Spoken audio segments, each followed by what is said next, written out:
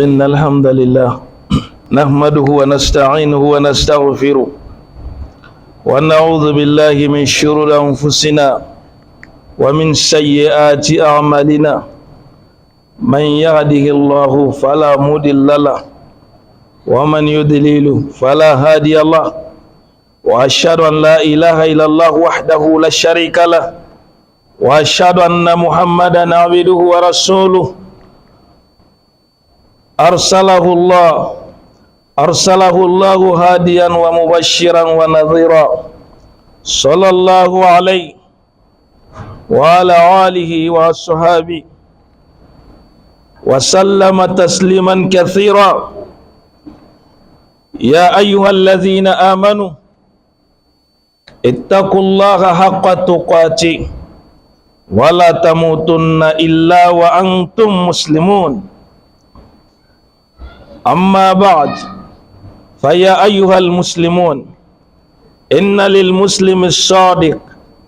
سمات راعدة وخصائص فريدة تميزه عن غيره وتتوافق مع فطرته السوية حري بكل مسلم أن يكون لها ذاكرا وبها متمسكا لينعم بتحصيل ثمرها وجني اقتطافها ويحيا حياة طيبة ويحقق السعادة في دارين. وقد تمثلت تلك السمات في أبهى صورها وأكمل معانيها في مجتمع الجيل الأول من سلف هذه الأمة الذين تمسكوا بدين الله واستقاموا كما أمروا وثبتوا على الحق فأفلحوا وأنجحوا وسادوا وشادوا. Mbari al-Islamau tanto bela jenembe Allah subhanahu wa ta'ala ambe Allah subhanahu wa ta'ala amba tanto ambe yafanyini Allah fe ambe tanganyini masabayin fe kabwani kuntoroma ananga wale jugu alere masami nae jomin kanda ore kana join ala manene au kandala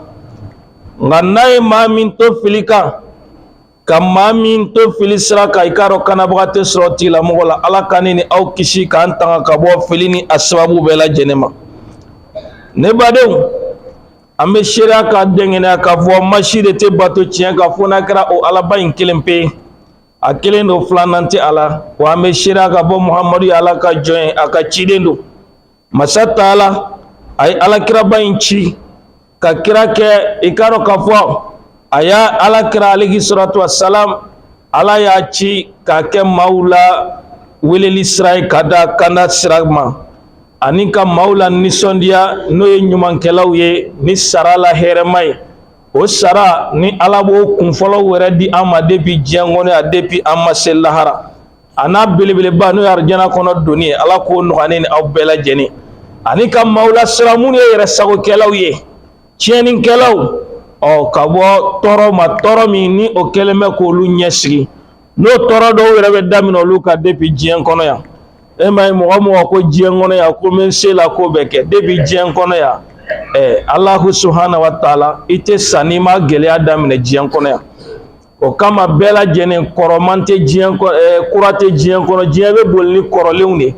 o kama iban chama soro la hala chamana an were ka bulula waliya kelew ananga tagabulu olu kololo olu no hero olu de be anka parce que depuis jiyan kono ya o be damine mbadew ala kiraba sallallahu alaihi wasallam kishini nema mbo ina lahu fe ko kala kira ka naka sumo na ka jenyo kishini nema chamala ko kuka ala kan farao jonyon ka ne badi al-islamu amunu dara alala anga sira alanye ala insiranye hakikala an kana so saya ka si amma foka tasro anya yira kunkulu alai ka son alai ka ke alai ka to alai ambe ala deli ala kaneni aw jidi o tagasra nyumawna ala ka no wanya alisa ka do faraka ambulo ala ko no wanya mbadu ne bare al-islamu ni bela jenen ko be islamu angaro ka ko islamu nyuma ma min ka islamu ay chien bari islame ka ciare me chaman ta te ciyan de not islame ka ciare kana ta yɔrɔ jan yɛrɛ an ka jamana ninnu n'i y'an ta k'a lajɛ an ka pourcentage ka ca silamɛya kɔnɔ mais silamɛya mako bɛ qualité dɔw de la silamɛya mako bɛ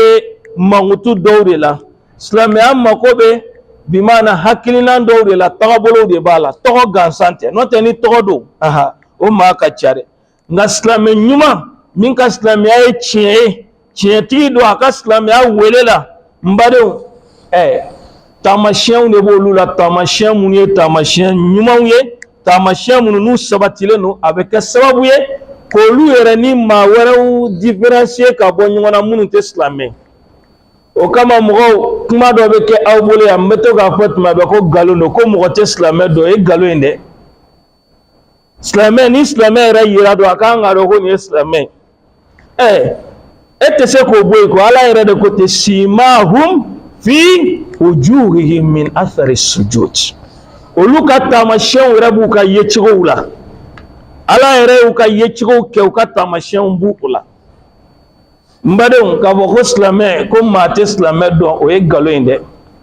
maa bɛ silamɛ dɔn wa silamɛ yɛrɛ fana b'a yɛrɛ dɔn n bɛ silamɛya tagabolo ɲuman kan ani n ta kan bɛɛ b'o dɔn bɛɛ b'o dɔn dɛ hali e yɛrɛ i bɛ taga sira min kan nin ka di ala ye nin man di ala ye walahi an bɛɛ b'a dɔn an bɛɛ b'a dɔn donc an k'an jija tuma bɛɛ ne b'o de fɔ ka taga ni ka segin k'an ka qualité an k'o ɲini silamɛya la nka an kana kɛ i b'a fɔ foroba silamɛw tɔw b'a la dɔrɔn n yɛrɛ b'a la a ɲini i ka k'a ɲuman ye o de ka ɲi donc taamasiyɛnw de bɛ taabolow de bɛ yen i b'a sɔrɔ o yɛrɛ bɛ silamɛ ani maa min tɛ ale ɲɔgɔnna ye k'u différencier ka bɔ ɲɔgɔn na donc a ka kan silamɛ kelen-kelen bɛɛ an yɛrɛ ka kɛ o minɛbagaw ye o sira ninnu an k'olu ta mun kosɔn an yɛrɛ k'an damu ta a yiridenw na a n'a karifɛn dumanw na an ka balo ɲɛnamaya fana ni na kunnandiya ɲɛnamaya la n badenw wa an ka kunnandiya sɔrɔ i k'a dɔn k'a fɔ diɲɛ ani lahara an ka kunnandiya sɔrɔ depuis diɲɛ kɔnɔ yan ani kiyama don na n badenw n'i y'o taamasiyɛnw ta k'a lajɛ taamasiyɛn ninnu i k'a dɔn k'a fɔ a ye misaliya ɲuman yecogo ɲuman a dafalen ɲuman a n'a kɔrɔ yɛrɛ a y'o yira an ka manton tɛmɛnenw de la mun ye salafu sɔlihu ye o de kama olu ka wagati la u ye diinɛ in minɛ cɛ olu ye diinɛ minɛ dɛ olu ma tulonkɛ diinɛ in na dɛ k'a kɛ anw ta ye a munafigiyalama i kɛ n b'a la n t'a la non olu ma kɛ ten dɛ olu ye diinɛ in minɛ de wa u tilenna i n'a fɔ u yamaruyala la cogo min na u sabatira tiɲɛ kan u kisira dɛ u ye ɲɛyɔrɔ sɔrɔ ala y'u kisi wa ala ye ɲɛmaayaw di u ma ka tila tuguni ka kɔrɔta di u ma ala ye bimana k'u kɛ ɲɛmɔgɔw ye ka tila ka kɔrɔta di u ma n badenw ala y'o di u ma dɛ mais u ma sɔrɔ dɔ wɛrɛ la dɛ u y'a sɔrɔ diinɛ de la abi hurera ta ninnu dɔw lajɛ abi hurera ta ani abi hurera ta k'a lajɛ kɔngɔ tun bɛ mɔgɔ min bɔ k'a bin nka o ma ka diinɛ bɔ a bolo a ye cɛsiri diinɛ in na ka kalan kɛ ka tugu ala ka ciden nɔfɛ ka diinɛ in ɲini k'a dɔn ka kalan kɛ n badenw o kama n'a tun miirila tumana min na a nana kɛ gouverneur ye a nana kini i ye k'a yɛrɛ ale ye faama ye a b'i sigi a ɲɛji bɛ bɔ n'a miirila ale tun bɛ cogo min na nka ala ye nin bonya in da ale ma mun de la a dira ma ni diinɛ de ye n badenw bara i mako don diinɛ la a tugura ala ka ciden nɔfɛ a ye kira ka tiɲɛ sɔrɔ n'o ye ala kira ka dɔnniw ye a y'olu sɔrɔ n badenw a tilala kana kɛ maaba ye n badenw ka sɔrɔ maa de kun don maa yɛrɛ ka jate t'a kan kɔngɔ b'a bɔ k'a bin i b'a ye hali mɔgɔw t'a considéré n badenw aw ye o caman ye a ka kisa la i b'a fɔ aw b'o kalama cogo min ka tɛmɛ ne kan n badenw ala ka jɔnw an k'a dɔn k'a fɔ o mankutu ninnu dɔ ye jumɛn ye o de ye silamɛ yɛrɛ i ka bonya ɲini ni ala ye bonya a ɲini ni ala ye bonya a ɲini ala fɛ bari bonya ye ala de ta ye ala ko man kana yuridu al-izzata falillahi al-izzatu jami'a ko ni maa min mako bɛ bonya na ko bonya bɛ ale ala ta ye o de ye mɔgɔ caman sɛgɛn diɲɛ kɔnɔ mais dɔw bɛ bonya ɲini faamaya la a bɛna laban ni jumɛn dɔgɔyama maa minnu bɛ yen n'olu de tun b'i bonya sira bɛɛ bɛ tigɛ mɔgɔ min ye i bɛ tila ka nɛni ko bɛɛ bɛ da i kan a ye bonya ɲini Ala fɛ dɛ wallahi n kalenna fɛn min na bonya tɛ sɔrɔ foyi la ni Ala ko tɛ Bachar al-Assad lajɛ kɛ ale n'a fa ka masaya plus de 50 ans mais a lajɛ a bɔra cogo min jamana kɔnɔ a gɛnna de a yɛrɛ bolila ka bɔ hali mɔgɔ ma bɔtɔ ye hali mɔgɔ ma bɔtɔ ye n badenw san 50 ni kɔ fanga b'olu ka so olu ka a faso kɔnɔna na ale fa y'a bila dɔrɔn ale y'a ta mais a lajɛ bi n'u tun y'a sɔrɔ u b'a tigɛ de ni Siriɲɛnw tun y'a sɔrɔ u b'a tigɛ de mais k'a sɔrɔ a ye fɛn bɛɛ kɛ ale yɛrɛ plus de 20 ans a bɛ jamana kunna mais a kɛra cogo di a sera k'a ka denbaya minnu sɔrɔ yɛrɛ a muso n'a denw bɛɛ bolila ka bɔ o de la masa Taala sari an ka sɔn Ala ta ye Ala ko bonya b'ale Ala de bolo cɛkini yɛrɛ nɛgɛ bonya tɛ fɛn foyi la bonya ɲini Ala bolo Ala ye minnu ɲini i fɛ i k'olu kɛ i ka halala ɲini siraw la n badenw i k'i cɛsiri a banna bonya tɛ sɔrɔ foyi la ni Ala ko tɛ dɛ ne y'o f'i ɲɛna dɛ i ye bonya sɔrɔ fɛn o fɛn na ni Ala ta tɛ a bonya bɛɛ bɛ wuli o kama kana bonya ɲini danfɛnw fɛ bonya a ɲini Ala bolo ni danfɛnw y'i bonya n'Ala ma d'i ma ni n'Ala ma kɛ ɲɔgɔn fɛ o danfɛn kelen bɛ tila k'i dɔgɔya tuguni ka tila k'i nɛni tuguni ka tila k'i majigin tuguni parce que munna e bolo ko bonya b'olu de bolo e y'a ɲini olu de bolo donc Ala y'a sen bɔ i ka ko la ko man kana yuridu al-izzata fillahi al-izzatu jami'a n badenw donc bonya bɔyɔrɔ fa yu'min anna izzata Allahi ta'ala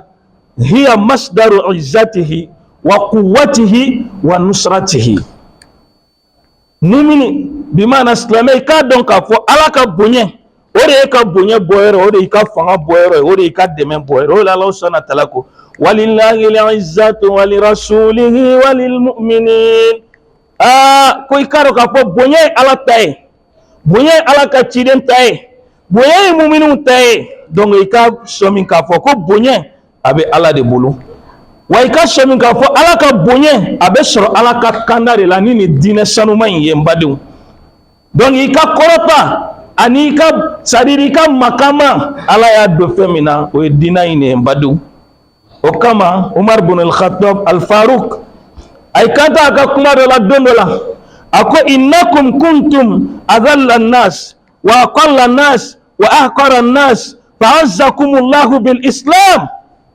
فمهما تطلب العزة بغيره يذلكم الله Umar bin al-Khattab ako don dɔ la sahabaw ma a ko aw tun ye maaw la maanu de bimana aw tun ye bimana maaw ye maamu aw tun ye maaw la maa majigilenw ye aw tun ye maaw la dɔgɔmanw ye aw kun ka dɔgɔ aw tun ye maaw la bimana c'est-à-dire lafolenw ye jate kun tɛ aw kan Ala y'aw bonya ni silamɛya de wa n'aw ye bonya ɲini fɛn wɛrɛ la n'o tɛ silamɛya ye Ala b'aw dɔgɔya n'aw ye bonya ɲini fɛn wɛrɛ la n'o tɛ silamɛya ye Ala b'aw dɔgɔya a bi komi i b'a fɔ a bɛ mɔgɔ caman kan cogo min na bi Ala adamadenw an m'a faamu dɛ dɔw yɛrɛ b'a fɔ k'u bɛ jeu de kɛ k'u bɛ jeu kɛ Ala la adamaden kɔni i b'i yɛrɛ de nɛgɛ n tɛ kɔni i bɛ jeu k'i yɛrɛ de la o de la an ka dɔn k'a fɔ silamɛya in Ala subhanahu wa ta'ala ka kɔrɔta sɔrɔ diɲɛ ani lahara Ala y'a don fɛn min na o ye silamɛya in de nka silamɛw an yɛrɛ t'an ka fɛn in valeur dɔn o de ye problème yɛrɛ o kama an k'a dɔn maa o maa ni e yɛrɛ bi mana i fɔnkɔɲɔgɔnya la ni e nana n'i ma Ala ka bonya sɔrɔ e ma bonya ɲini ka bɔ Ala yɔrɔ i b'a ye e yɛrɛ ka laɲini a bɛ lafu i fanga a bɛ dɔgɔya i b'a ye i bɛ nagasi i b'a ye i yɛrɛ i bɛ laban i t'a dɔn i bɛ min kɛ e bɛ kɛ mɔgɔ fɛ mɔgɔ ye donc i bɛ kɛ dɔrɔn i b'i yɛrɛ ladege ni maa sugu bɛɛ ye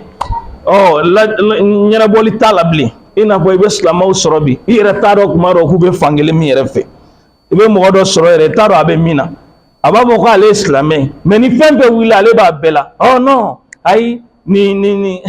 ina ko ma be ga si ka nga be ma ya ula wa nga be minade mana kaw ni fe dore tere o kro ya anga be ke nyon fe anga be ma ya la ere bse ga na point ka nga be ma ya la wa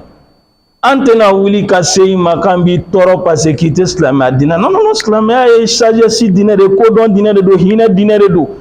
hakili ma ya dine de do ate ma toro quitter islam non wa ini alni islam ibe tabulo min ka bi bonya ka tabulo ka ki bonya ala ka danfendi jombe so ala de be sona ibe duskun be ala de bulo donc abi bonya ka me ka fo de sakanga be mayala ne ka tigi take inofe aide o tado ere ni o kedre kafiri yala bare re sona ale tayma ka fo kala jena o mambado donc walma abekili na kaundo de mbado wa min simatil muslim ta'zimuhu sha'air Allah wa adamu intihakil hurumat wa adamu al-istihanati bima shara Allah dhalika wa man yu'azzimu sha'air Allah fa innaha min taqwal qulub. Donc Islamé nyuma ka tamashen do jumai o e kala ka tembunya no mbunya ala ka ko bonya no ala sharia munu sigi ala regli munu blajiya tabolo la ala afanga ni mun kanga ni mun toy ko lu respecte ka ala ka danche bunya ala ka fem bunya no ala e fem sigi tiko min ko lu bunya mbadu wala e fem munu bunya ka fem munu makama an ko lu bunya ako anga damunu koloshi anko olu koloshi mbadu anka na dankari olula anka no olu doya ore la masata alako dhalika wa man yu'azzimu sha'air Allah fa innaha min taqwal qulub kabo chugulla ni mami alaka pembo ya ni bunye ala damunu sige olu bunye kay karo ka fo koye ala serenye de ka bo duskun kono de barni ma masra la nyey toke ni ya mo bunye e mai mo ni ya bunye ala bolo fe iba bunye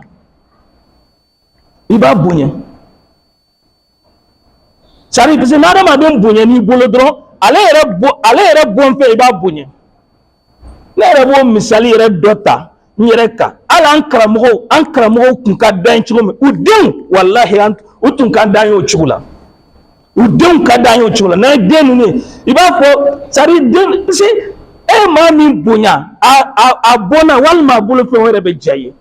o de wa ko bu bunyati o muso wa bu bunyati parce que walillahi almasalul a'la donc ni mami ala bunye ala fene fe mi bunya ala damunu sigi e fana ni bi hakili tola de donc o kama ala ka sharia bunyani ala ka danche bunyani ala ka regilu bonyani ikaro ka fo min plane obe ka bo duskunya sranyere la parce que oba yira ka fo be sra alanye oba yira ka fo liman yale no alala mbadon mami te seli bunya ba mo do be te seli bunya te seli bunya sa ala bunya ne be bulu ba fo ke ala mo muslim sugi ala de seli bunya ma seli bunya ala shum bunya ko ka ke mi ma ko do ala misire ala ka yoro bunya ne mo bunya sari ni na nyono ala e min bunya ala e min dansi ana ala ko anga mun ke o fana bunya ka ke yoro la o de ba yira ni fana islam ya ka tamashin bilibili dori o kama ye mo seli bunya ta yoro la wa seli ala bunya bi yoro la ka se degré mina ala fana ka ko abunya be kila ka dan o yoro de la ko nunu be kenega ne waika ni ala ka ko ne chimo mina ala fana bi ka nyana maya minetini boda nyuma ala ka di ama ala ka so nyuma ala ko kanye mbadon donc an ka do ka fo ni mami Allah subhanahu wa ta'ala ni ala bunya ka da yoro mina Allah subhanahu wa ta'ala fana bi bunya ka da yoro de la mbadon mai o kama be fo ali ne be jurumunke ni be penke femi na mai kana kuin doya laje de ibe ka ala min soso kika ala de bunya laje ibe ala de bunya laje kana jurumu ina je de ma bibi na jurumu caman be an ka jatere mais sabo tellement limaniya tumbolu la ala bonye kumbolu yoro la olu kumbo jurumu jate bi mana ma halaki kowdi imai Anas bin Maliki aka kuma don nana ako innakum la ta'maluna a'malan hiya adaqu fi ayunikum min ash-shar in kunna lan'udduha ala ahdi an-nabiy sallallahu alayhi wa sallam min al-mubiqat ako an abeka ni podo mina abeka fo tabina ore mai la fo be na dondon ne kata la arma de mel la fo dondon kata an flebi jurumu banga demsenu bolobi an kam mawbe wuli bi abaliku ana demsen ube jurumu do ke folo arama dere ni ire ne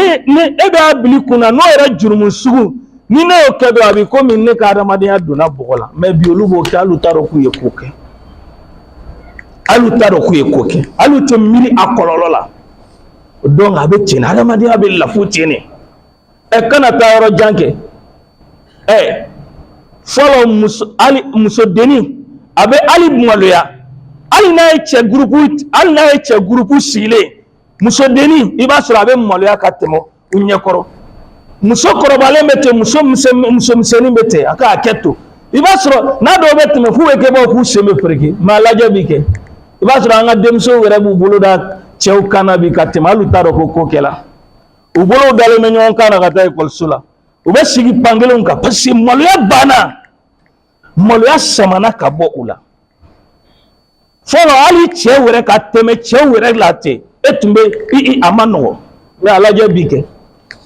alaje bi no nana ke finalement wayira on be jolu la de bolu de klara kana jene afana ke fen fuye bi mo ta jatere bi e mai sisa asorola so okuma era o blapeu asorola so okuma be ka bla bolo peu parce que muna awre te ka mbiri ni so eble parce que dame bana slamea ko ma ko te dame lable ni dia me ko dame nyuma an islamea nyuma de betani nyuma yambadu yoro ito kuma mena blende ni min furula saka sura amad nyamo den sura ka aketo ode sura la so ka sura folo ba kunkoro ta ko re tiyo ni demso furula dra ba foko ala ne ka cela sige nafa ke Allahu akbar ni am ademso furula ko demso ma tieni ke aba fo ne ka cela sige kunkera ala jane si chuo anyana Allahu akbar ba kumbe kunkoro ta nodi agbe ba so kabla bebe kunkoro ta fuchere o fono shete mi ka ka musoi ala chenderge maybe alaje okama akonu numa ka be bara do ke bi barawla bara nuna ka do awnya koro ka teme shika shika akon me an kumo jate alakira ka wati la ko ma o halaki ni kodi o bara ma den do jahannama kono de abete bi watete bi alaje bi ke alaje bi cheni kera chugumina Allahumma fona la hinana mamina alaka am faro jonymonka boda imala ka dama mbadu islameu au kana islameu akete mbala tinde nde islameu trabulu nyuma de jogo nyuma wonde du kala ka danche bonye kala ka gashi bi mana Allah subhanahu wa ta'ala ka gashi sigi ala e femu bonye ka kala ko olu bonya mbadu islameu ka tamashena bilibili do ni mbadu Islamia kata masyawa min simatil muslim sayuhu fi talabi ridwanillah kama qala ta'ala wa minan nasi man yashri nafsahu bitigha'a mardatillah wallahu ra'ufun bil ibad ado jume ebe ka barake mwaso ka alaka jensro Islamia ka anga ketini anka ngudi anka anga dano e kamrino yi ala ambe nyuma munu ka ambe mirno de nipse ka kisi chugodi ala yorola wallahi nini be mo kuna ala be kisi sira ala ba do ikoro me be ki takete ndro kata rete ka miri pasi antaro se ay men ansoro wati mi wallahi bara mi ga ere negede che sabe nasa konu na ambe tra do no ka projet be nyaminento o kama anka nyana boso o de kan nata be na koi wa du me na chunkanila ko la mawbe mawla mamunu yera ninkun fere kuera nimpere alaka jeni ni na koy uye alaka jeni ni alaka mporo jonmonka donc ni islam manka tabulu doyi mbadon oliye mawye mamunu nu hakirito ube allah subhanahu wa ta'ala ka jeni ni ali nu filila ka jugumanke ube tele ka singa talama ori la allah subhanahu wa ta'ala imai aye o manyuma nunu mo munu be ko singa talama o chula ube nyumanke ni pili uso ube tubi ka allah subhanahu wa ta'ala wallazina idha falu fahisha أو ظلموا أنفسهم ذكروا الله فاستغفروا لذنوبهم ومن يغفر الذنوب إلا الله ومن يغفر الذنوب إلا الله ولم يصروا على ما فعلوا وهم يعلمون بارك الله لي ولكم في القرآن العظيم ونفعني وإياكم بما فيه من الآيات والذكر الحكيم أقول قول هذا واستغفر الله العظيم الجليل لي ولكم ولسائر المسلمين من كل ذنب فاستغفروه إنه هو الغفور الرحيم الحمد لله رب العالمين الحمد لله ولي الصالحين والعاقبة للمتقين ولا عدوان إلا على الظالمين والصلوات ربي والسلام على الحبيب المصطفى صلى الله عليه وعلى آله وصحبه ومن والاه mbadal stamo laban ko malaka dama alaka njurmu yafa alaka sawa mankany alaka kunadia alaka njenya alaka laharanya laban ko malako dama anga chorwa yere nyuma na islamé ala kanke mumini ala kanke a premier koni premier choix ala kanke oye premier choix koni a yere ala kanko yede barambo de nyinina de oh to bala mbala ay anto ko de amba nyinina na anga ke qualité ala ka qualité ala ko noanye asoroli ala ka noanye namba sraka ala kan kwala nanta sraka ala kan bla sraka na yere kuna ala ka jidanye laban ko nyuma ala ko dama be ka nyini islam ala ikata nyemfe ori kan ikata nyemfe ni ba ye be ta nyemfe ali ka jie ko la ibe na ye ala be nyen sira fana na ala ba dima ala be islam sari ni sari allah akbar ala ka ko ka ba ko ni sona ala ki kle ala ibi ki ka sababu nyuma una tige ala bi hakili dayelen katali abi ka sira dayele ye kata abi noro blay kasraka abi yelem blay kasraka abi hakili dayele abi barka do inowula maladil ala ko kanye boda nyuma ala ko dama ala kan jurmu yafa ala ka sawa man kai mbado ni islamo ka tamashin do islamé na vra islamé an ka mako do an ka ke anyumai islamo ka tamashin do jume ka allah subhanahu wa ta'ala kelibanchiya yoro de ba bela jenenya de ala kilibanchiya o yukata machine belebelere o sisine me min kan badu kala kilibanchiya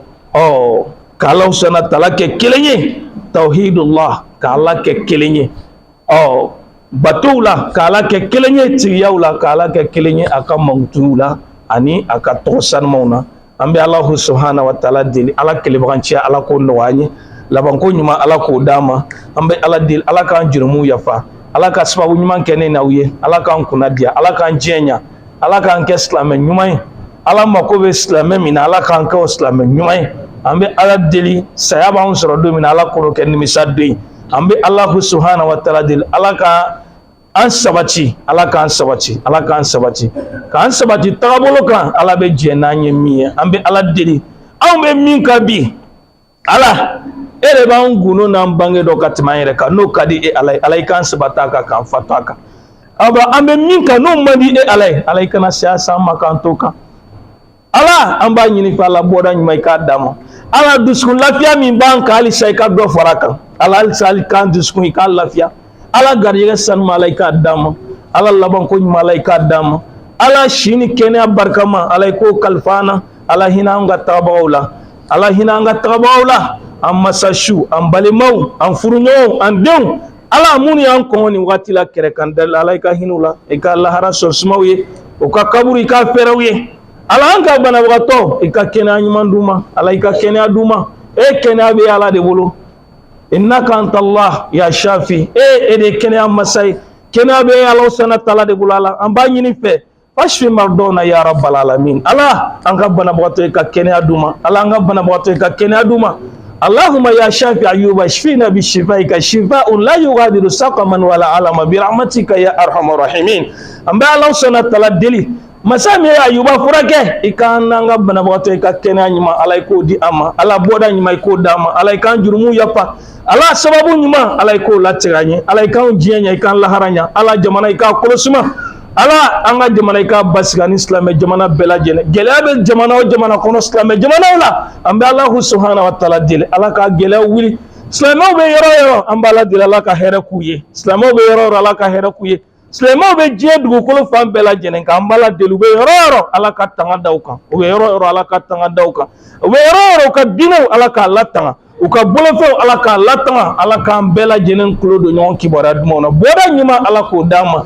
slame nyuma ala kan ke anyumai ambe Allah subhanahu wa ta'ala ala mako islame mina ala ka nga islame ala ka koyi ala ka nan take furuba islame tawba lambala tawmana ke to mina bakete ay ala ka nan taku ala ka take awulu mali ambala de la nyuma ala ka ndwani abara chugo nyuma ala ka ndwai fanakula rabbana atina fid dunya sanatan wa fil akhirati sanatan wa qina adhaban nar rabbana la tuzigh qulubana ba'da idh hadaytana wa hab lana min ladunka rahmatan innaka antal wahhab rabbana zalamna anfusana wa illam taghfir lana wa tarhamna lanakunanna من الخاسرين ربنا اغفر لنا ذنوبنا واسرافنا في امرنا وثبت اقدامنا وانصرنا على القوم الكافرين يا حي يا قيوم برحمتك نستغيث يا حي يا قيوم برحمتك نستغيث يا ذا الجلال والاكرام حسبنا الله ونعم الوكيل نعم المولى ونعم النصير لا اله الا انت سبحانك انا كنا من الظالمين اللهم يا فرج الهم ويا كشف الغم مجيب دعوات المضطرين رحمن الدنيا والاخره ورحيمهما فارحمنا رحمه تغنى برحمه من سواك